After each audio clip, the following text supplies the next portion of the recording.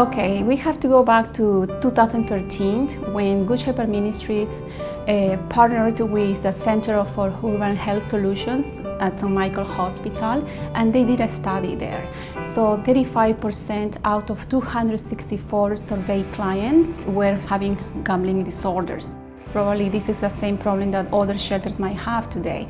So we're talking about 92 people just in that group. So that's why Good Shepherd Ministries with St. Michael Hospital team, they decided to come up with a program which started in 2017. We have comprehensive case management that entails counseling one-on-one. Clients need to move around the city for their services that we also encourage them to go. So they need tokens, they need clothing, they need food. So all those basic needs we offer them and we make sure that they have it. And we also have the CBT approach-based groups. So this group also helps them to come up with distorted thoughts that they have. We also have a life skills group. We take care of the housing and of course the aftercare as well. The homeless population experiences the same needs as everybody does in this society. Everybody needs a house. They need also food, clothing, and transportation. And the most important also is that they need good friends. They need family. And of course, this is the hardest problem, I would say, that they have, because they don't have good friends. Most of them don't have family, or at least if they have, the relationship is not quite well. So they basically live a very lonely life.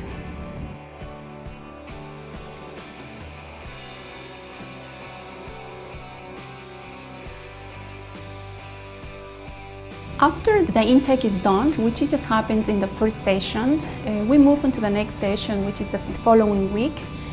And that week we talk about the history of gambling. So the clients share with us, and we need to know as counselors, the reasons, like how things started. Basically the details of the issue. So we need to know when, how, and what makes them continue. This is very important for us to know because we have to find out what is making them at risk. So we talk about those challenges and then they are aware of that and we are aware of that, so we work together. There is so many distorted thoughts that they have. For example, they have distortions about money. Many of them just wish to win the jackpot, but then we talk about that. We have to talk about the value of money and also about that this is not the only way that they can get lots of money. Plus we talk about that money is not everything in life. There are other things that are important that which we don't need too much money for that either. I would say loneliness is the number one. It follows up, of course, with depression and anxiety. They are people who live anxious about the next day or just about the same day what is going to happen to them. They live with so many losses as well, not just the mental health, but the physical health as well, the financial debts that they have.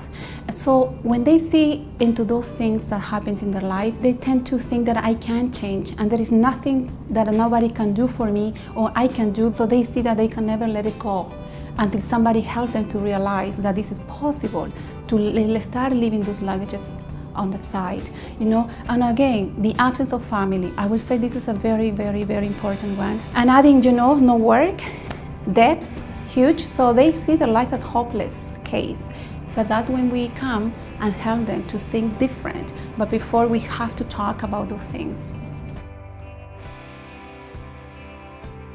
Well, first of all, I would say that this is a process. It's not something that you can just, from one day to another session, it changes everything and they will never have triggers. Of course, no, they live with triggers every day of their lives. For us, we have to, as counselors, it is very important to help them to find a purpose in life. It's important that we help them to be at least at the contemplation stage, when they have to think, what is it going to be my life like? Is this going to be, going always, like for how long? Also talk about strategies.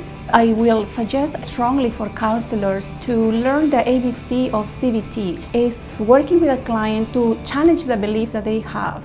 So once they challenge these distortions, then logical thinking it comes, and that this helps a lot. I would say call somebody, where this is what I suggest to my clients, and in my office they have to write the names of the people that they will call.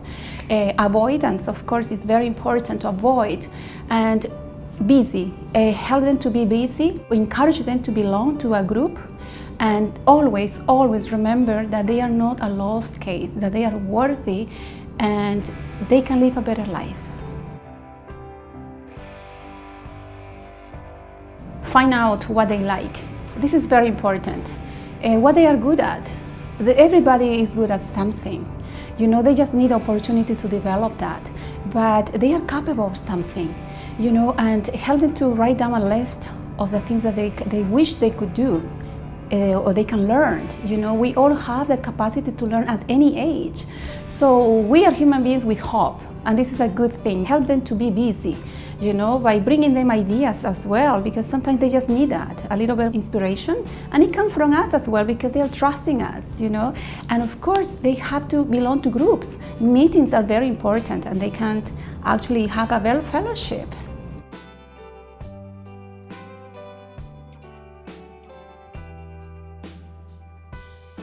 Well, this is important to have these connections with other institutions. The more help they have, the better. Other case managers or case workers or counselors, the better. So the more people care for them, the better. Remember, they don't have families, right? We are part of their family, I would say. And the connections is important because they have the support.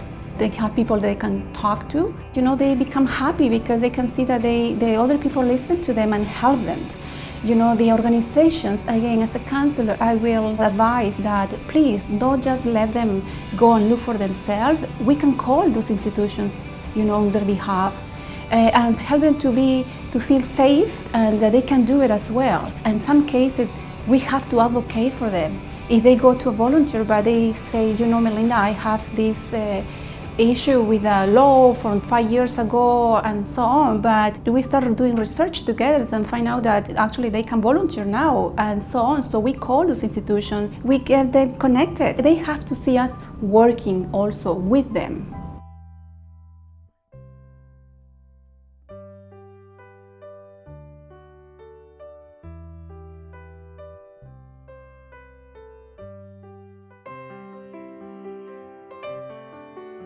We can't always remain hopeful. I think this is very important. I know it's hard, and also we can lose patience, but I think this is something that we have to remind ourselves that there are people with so many issues, with so many problems, and they cannot change from one day to another day. It takes weeks, months, or sometimes years.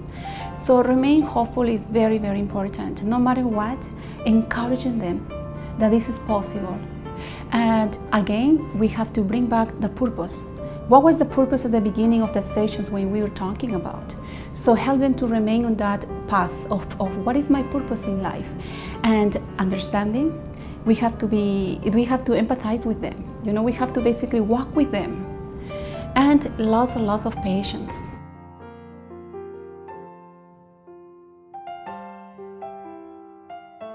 Talk to the client and find out what is it, what is happening.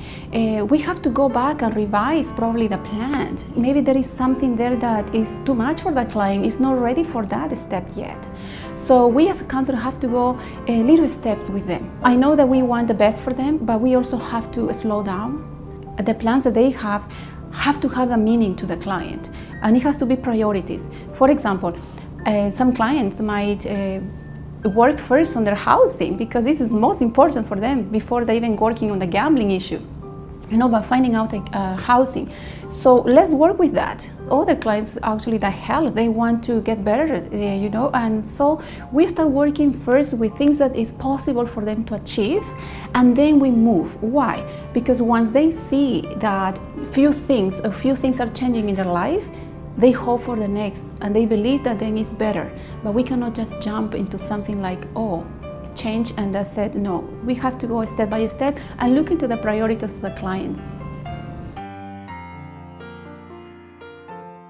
This is very common that we are going to hear from them all the time. We call this blaming. They tend to blame others for what is happening today in their lives. Victimization is the other one. So first of all, we have to understand them. We have to listen to them. We have to validate, because they have some reasons, to feel how they feel sometimes. Because if we go back to the history of whatever the case was, we can see lots of suffering there. After we see that and we recognize their suffering, then we can bring them to awareness. that we are not living in that past. We are not there yet anymore. We are here in the present. So we have to continue from here, ahead, forward. So lots of distortions, of course, and this is something that we have to work on. The mind is a beautiful organ that once we start training them and putting new thoughts and challenging the distortion thoughts, then the mind can take the message and little by little can start, thinking different. So, for example, we can say that now, I been abused, my mother left me, and so on, but we have to help them to come back, and they can say, instead of I cannot do it, they can say, I can take control of this. I am responsible from now on, and it's not my addiction who's going to make decisions for me anymore.